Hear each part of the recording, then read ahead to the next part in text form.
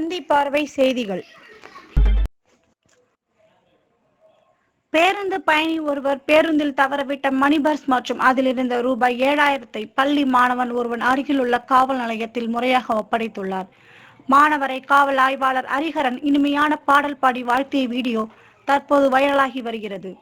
ஆய்வாளர் ஹரிஹரன் தூத்துக்குடி தென்பா காவல் நிலையத்தில் உதவி ஆய்வாளராக பணியாற்றிவர். தற்போது ஆய்வாளராக பணியாற்றி வருகிறார் என்பது குறிப்பிடத்தக்கது. இவர் பொதுமக்களிடம் நண்பனாகவும் ரவுடிகளிடம் கடினமானவராக செயல்படக்கூடியவர் என்ற பெயர் உண்டு.